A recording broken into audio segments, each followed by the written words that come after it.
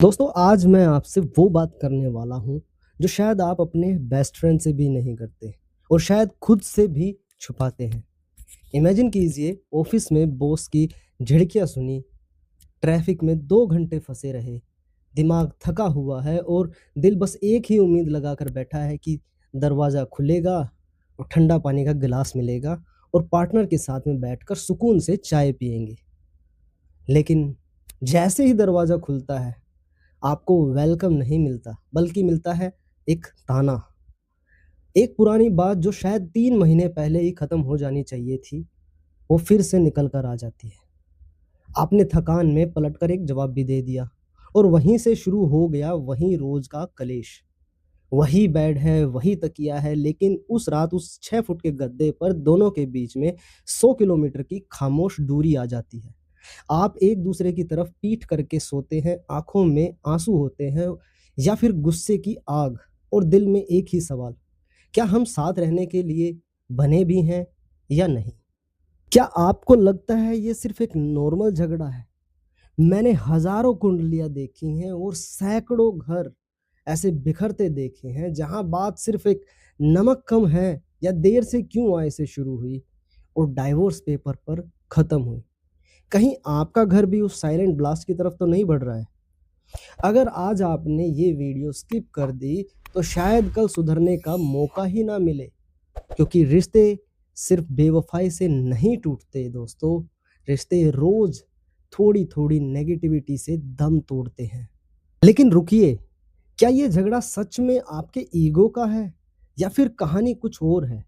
आज वास्तुशास्त्र अनफ़िल्टर्ड यानी इस वीडियो में हम इस पर्दे को उठाएँगे, जो कोई पंडित या आर्किटेक्ट नहीं बताएगा आपको।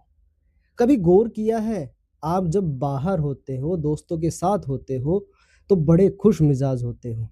लेकिन जैसे ही घर की चौखट में कदम रखते हो, चिड़चिड़ापन शुरू हो जाता है। ऐसा क्यों? क्योंकि आपके बेडरूम का नॉर्थ ईस्ट कॉर्नर में हो सकता है कि वहाँ पे कुछ कूड़ा रखा हो सकता है वहाँ पे डस्टबिन हो, शायद आपके दिमाग में वही कचरा भर रहा है। एस्ट्रोलॉजी में मैरिज 2 बड़े खिलाड़ियों का खेल है। एक है शुक्र जो प्रेम और रोमांस का है और दूसरा है मंगल जो गुस्सा है और पैशन है। जब घर का साउथ ईस्ट कॉर्नर जिसे हम अग्नि कोण कहते हैं वो बिगड़ता है तो मंगल आउट ऑफ कंट्रोल हो जाता है। पार्टनर बिना बात के झल्लाने लगता है, बात-बात पर चिल्लाता है और जब वीनस कमज़ोर होता है तो अट्रैक्शन ख़त्म हो जाता है। फिर आप पति-पत्नी नहीं, सिर्फ़ एक छत के नीचे रहने वाले रूममेट्स बनकर रह जाते हो। लोग कहते हैं मन नहीं मिलते और मैं कहता हूँ पहले अपने घर की एनर्जी तो मिलाओ। अब थोड़ा अपने बेडरूम को गौर से देखिए, वहाँ कुछ साइलेंट किलर्स बैठे हैं। The mirror trap. क्या आपके बेड के ठीक सामने दर्पण, आईना या कुछ है ऐसा? ये सबसे बड़े खतरे हैं दोस्तों। वास्तु में कहते हैं कि सोते वक़्त अगर आपका रिफ्लेक्शन मिरर में दिखे, तो ये रिश्ते में थर्ड पार्टी इन्वॉल्वमेंट या मिसअंडरस्टैंडिंग का सबसे बड़ा कारण बनता है। फिर बात आती है अंडर बेड स्टोरेज की। बेड के नीचे क्या है आपके?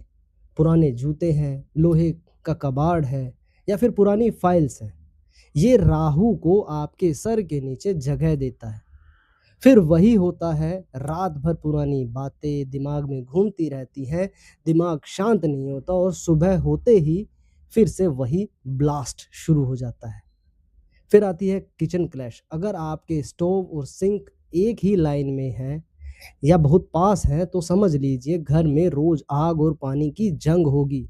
इससे घर की औरतें चिड़चिड़ी होती हैं और याद रखिए जहाँ घर की लक्ष्मी खुश नहीं होगी वहाँ सुकून कभी नहीं टिक सकता दोस्तों।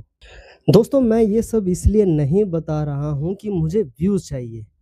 मैंने हंसते खेलते घरों को बिखरते देखा है, बच्चों को हंसते हंसते रोते देखा है, क्योंकि मम्मी पापा की बनती ही नहीं है। रिश्ता एक पौधे की जैसे होता है, उसे सिर्फ महंगे तोहफों की नहीं बल्कि जैसे वास्तु की सही मिट्टी हो और प्रेम के पानी की ज़रूरत होती है।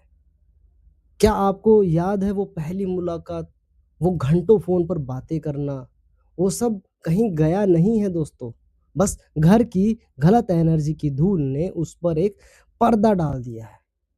अब एक सीक्रेट हिमालयन रेमेडी सुनिए, जो मैंने अपने प्रीमियम क्लाइंट्स को बताई है। अगर बात डाइवोर्स तक पहुंच ही गई है, तो 7 दिन तक रोज रात को बेडरूम में थोड़ा-सा देसी कपूर जलाइए। इसकी फ्रीक्वेंसी राहु और केतु को उन जहरीले थॉट्स को जलाकर राख कर देगी, जो आपके दिमाग में ज़हर घोल रहे हैं। इस 15 मिनट के प्रोसेस को करके देखिए, आपको खुद फ़र्क का पता चलेगा दोस्तों। अब एक डायरी निकालिए और ये 3 काम को नोट कीजिए। अगले 7 दिन आपको ये करने हैं। पहला है पिंक थेरेपी। अपने बेडरूम से डार्क कलर को हटा दिए, जैसे ब्लैक, ब्लू, उनको हटा दीजिए। लाइट पिंक, पीच या क्रीम रंग के बेडशीट को यूज़ करें। ये आपके वीनस को, यानी कि आपकी ज़िंदगी में प्रेम को एक्टिवेट करता है। दूसरा है साल्ट वाटर हीलिंग। हर शनिवार को पानी में थोड़ा-सा सेंधा नमक डालकर पोंछा लगाना है। नमक में वो शक्ति है जो सारी बुरी नज़र और नेगेटिव वाइब्रेशन को सोख लेती है। फिर है द 15 मिनट का रूल। ये सबसे मुश्किल है लेकिन असरदार है। जब झगड़ा पीक पर हो, जब लगे कि अब गुस्से में कुछ गलत निकल जाएगा, तो बस 15 मिनट के लिए कमरे से बाहर चले जाएँ। ये आपके मार्स यानी मंगल को, जो गुस्से का प्रतीक है, उसको शांत होने का वक्त देगा। दोस्तों, डिवोर्स सॉल्यूशन नहीं है, अंडरस्टैंडिंग और एनर्जी का बैलेंस करना सॉल्यूशन है। रिश्ता निभाना एक कला है और वास्तु उस कला का आधार है। अगर आपको लगता है कि ये वीडियो आज किसी एक रिश्ते को टूटने से बचा सकती है, तो इसे अपने दोस्तों और फैमिली के साथ में शेयर ज़रूर करें।